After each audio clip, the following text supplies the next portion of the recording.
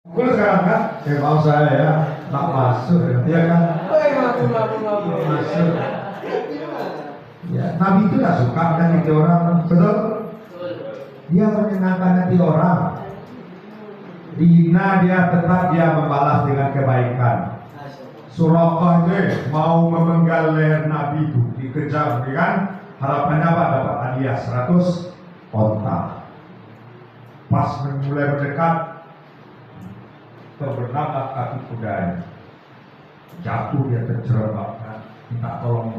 Berkali-kali dia mengejar Rasulullah, berkali-kali pula dia terjatuh. Akhirnya dia sadar.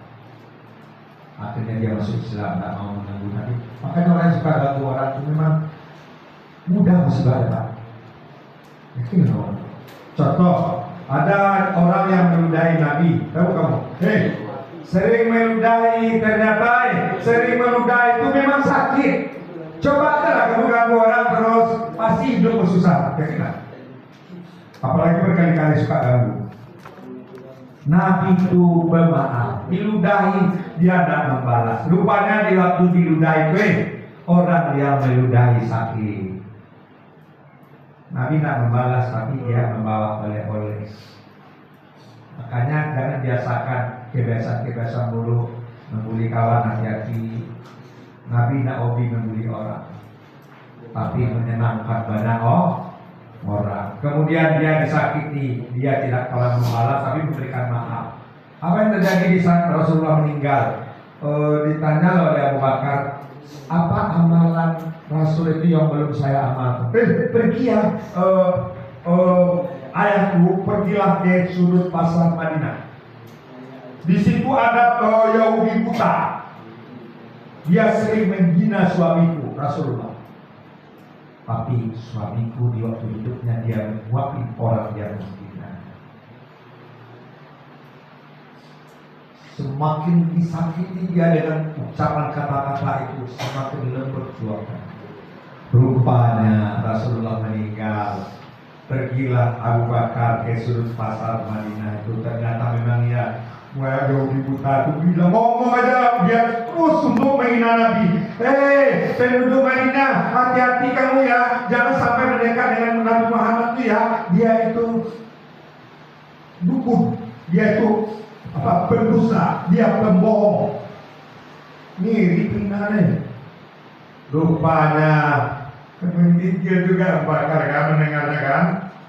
Disuapkan oleh Abu Bakar. Setiap yang menghina Nabi dengan kata-kata itu menggigil karena Abu Bakar menguapinya.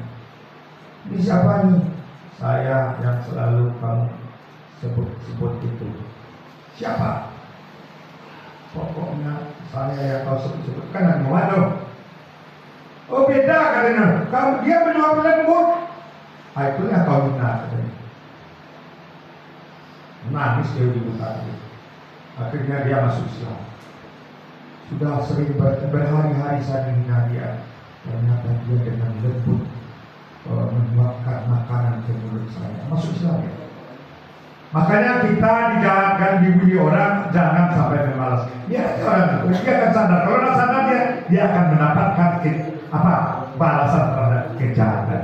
Nabi jadi contoh kita. Kemudian ada lagi Siddiq. Yang Siddiq artinya percaya. Benar dia, perbuatan selalu benar, ya kan? Yang kedua amanah. Amanah apa? Bisa dipercaya. Ada kamu amanah, pergi ke sini kamu belajar taktis, kemudian ada pelatihan kayak gini, tidak ada kamu amanah. Betul? Amanah itu berakhir nanti khusus pelatihan ini dengan muhasabah. Muhasabah itu artinya apa? Menghisap-hisap diri, menghitung-hitung diri. Hasibu anfusakum, hisap-hisap diri. Ya kan?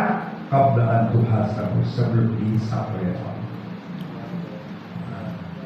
Jadi kita harus menuju akhlaknya dengan akhlak Nabi. Sudah tahu apa lagi? Siddiq benar, amanah dipercaya, tabligh menyampaikan kebenaran, mendakwahkan ayat-ayat yang diterima oleh Nabi itu kepada umatnya. Ya kan? Anda kamu juga bisa berdakwah nanti. Tidak hanya sebatas ya kan kuliah, tapi tidak berdakwah kan sia-sia tuh. Sementara sifat Nabi itu berdakwah. Tidak kamu berdakwah. Bapak jurusannya bukan jurusan dakwah, tapi melihat ya kan dasarnya ayat-ayat Allah Bapak berdakwah sampai sekarang. Mudah-mudahan betul-betulnya husnul khotimah. Amin. Kenapa? Karena Rasulullah sama akhir ayatnya berdakwah. Tadi sifat Nabi itu yang terakhir apa?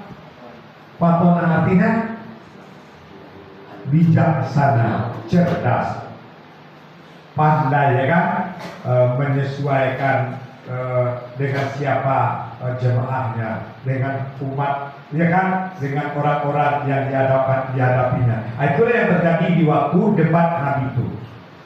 Dia bertemu dengan orang-orang Kristen yang menuhankan Isa, betul?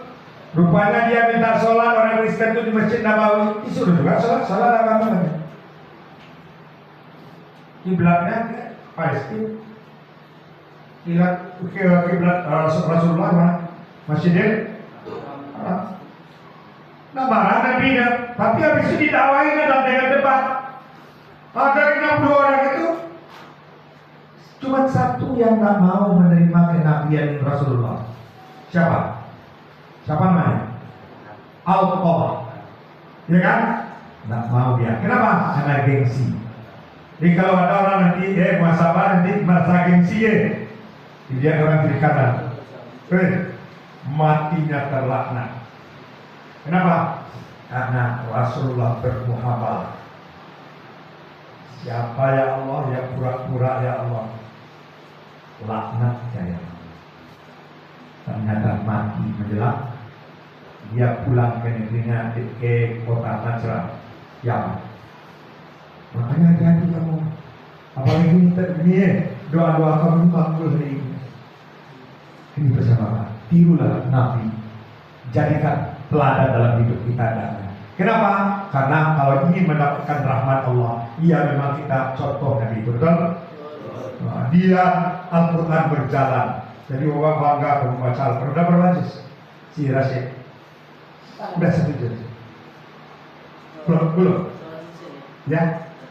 Kalau di sekolah udah 1 juz lebih. 3 juz. Alhamdulillah. Sempat 3 juz itu bertahan luar biasa. Nanti kalau coba amalan yang dilatih pertama, mudah-mudahan 30 juz bisa. Amin. Nah, tiru Nabi. Sekarang maju ke sedikit surat 34 ayat 46. Silakan baca pakai ini. Tubing 2. Nah, yang keras itu keras. Silakan. Qul innama u'idukum biwahidah an taqumu lillahi masna wa furada thumma tatafakkaru ma bisahibikum min jinnah in huwa illa nadhirun lakum bayna yaday 'adzabin syadid. Artinya, katakanlah Nabi Muhammad, aku hendak menasihatimu dengan satu hal saja, yaitu agar kamu bangkit karena Allah, baik berdua-dua maupun sendiri-sendiri. Kemudian memikirkan perihal Nabi Muhammad, kawanmu itu tidak gila sedikit pun. Dia tidak lain hanyalah pemberi peringatan bagi kamu bahwa dia di hadapanmu ada azab yang keras. Nah, ulang lagi Jibri. Artinya ada Jib.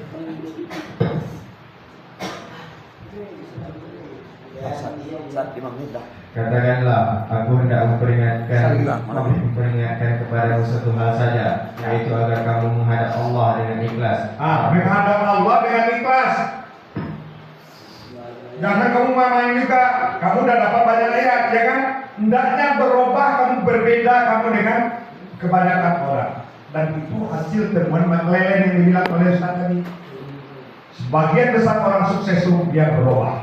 Betul? Berubahlah kamu. Termasuk baktimu kepada orang tua. Wabil walidaini ihsana. Ya kan? Kepada orang tua hendaklah kamu berbuat baik.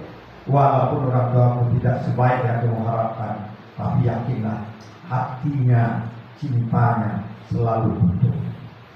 Coba bilang lagi saya, jernih. Katakanlah, aku hendak memperingatkan kepadamu satu hal saja, yaitu agar kamu menghadap Allah dengan ikhlas, Ya, berdua-dua atau sendiri. ya. Kemudian agar kamu pikirkan tentang Muhammad, kawanmu itu tidak gila sedikit pun. Nah, Dia tidak lain hanyalah seorang